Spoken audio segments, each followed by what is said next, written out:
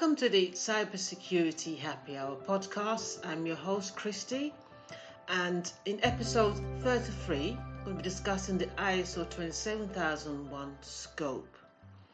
Now, the ISO 27001 is a globally recognized standard for information security management. And this standard provides a systematic approach for managing and protecting sensitive information by implementing a set of controls to manage information risk.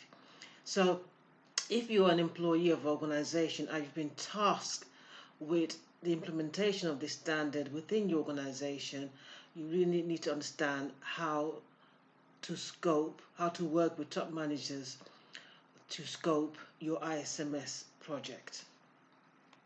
Now, one of the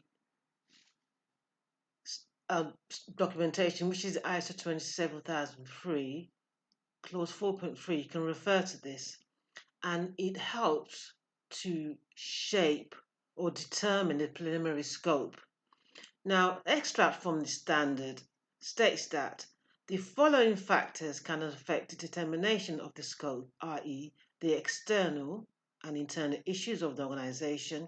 You need to identify the interested parties and what are the requirements of these interested parties according to the ISO 27001 standard 4.2 of it. You need to understand all the functions within the organization that are outsourced, because you're going to have third party other parts within the organization where you have other independent suppliers. So these are the things you will need to understand. So I've mentioned that the scope of the ISMS, ISO 27001 certification, really defines the boundaries of the ISMS. And when we say the boundaries, what information the organization has or controls, identify the assets, their processes, and the systems that's included, and you also define also what's excluded from the scope for the certification. Now, bear in mind that one thing that you must understand and document and identify and document is your critical assets. The critical assets, the processes, and also from there you could determine what the cost is. So this scope as well should take into account the organization's legal requirements, the regulatory requirements, and the contractual requirements as well. I said you have identified your interested parties, so you need to really understand who these interested parties are, which could be your suppliers, your customers, your employees, your shareholders, and then other things you need to consider as well when defining the scope: the size of the organization, the structure, and what's the daily business activities. Other considerations are, so when you look again, still in the subject of the scope, you have to understand the organization's processes such as data processing, how they store data, how they transmit data. Again, I've also mentioned the people, the employees, locations of the organization. How many offices do you have? Do you have one in London, New York, Paris? Or it could be within your country, London, Leeds, Manchester, for example. Identify your data centers if you have any, and any other remote sites. Again, your third party relationships as well. So, what are your third parties? Your suppliers, your organization, your partners as well, and also the customers. You also document your information organization assets. You might have an asset register already, but you need to revisit it if you have one. So things are talking about assets. What's the company assets? The information, the software, the hardware, and the facilities. Again, these should be identified and documented. When it comes to establishing this scope, I said one can't do this by themselves, and an implementer can't do this by themselves. So we have to determine the scope has to be revisited again. We examine the functional units, okay, within and outside the scope. These need to be reviewed. And I said these tasks can be conducted by you obviously be working with top management or a team assigned to work with the implementer. So again, this takes some time. It's not a month's job. It will take back and forward discussion until the scope is refined. So there are going to be some inclusions, some exclusions of some functional units. Um,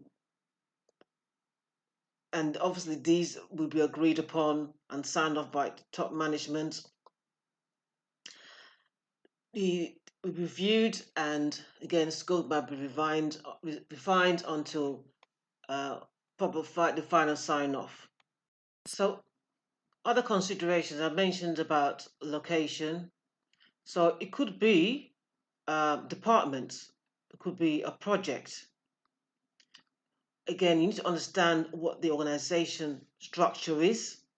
It could be a process, could be a business process, it could be a HR process. Okay, so the result deliverables from this is that you need to have a document description of the boundaries identified, organization boundaries, information, physical boundaries as well. Understand what the structure of the organization aligned should be included in the ISMS. Understand the business processes, information assets, who owns those assets. So we've identified them, they must have an asset owner. And also information from top management, who are the key decision makers as well.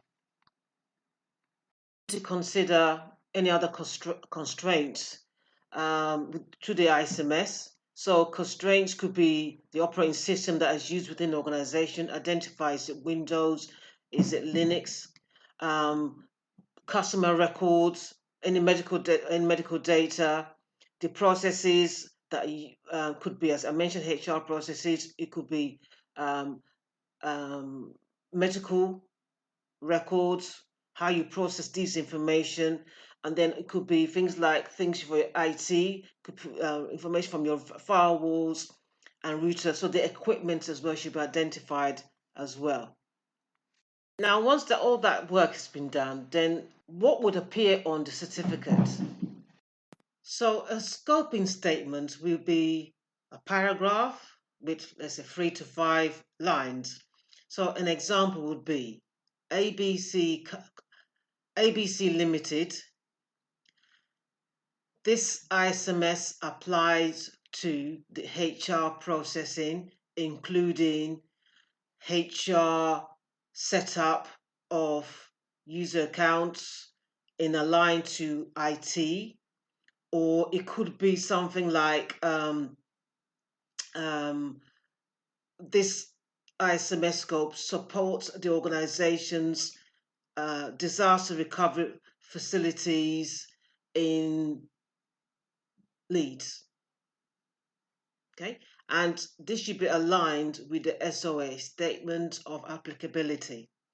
So it's really a short, punchy statement. Now, as the company evolves, I mean, there could be mergers and acquisitions, the scope might change over years. So what happens when the scope changes and you have the certification visit? Then the auditor would look at any new adjustments to the scope and audit accordingly. Prior to that, in order for the scope to change, of course, a request must be made to top management or the steering committee during the management reviews meeting. So it's not the scope has changed, but again, it goes through a change management process and is either accepted, of course, or rejected.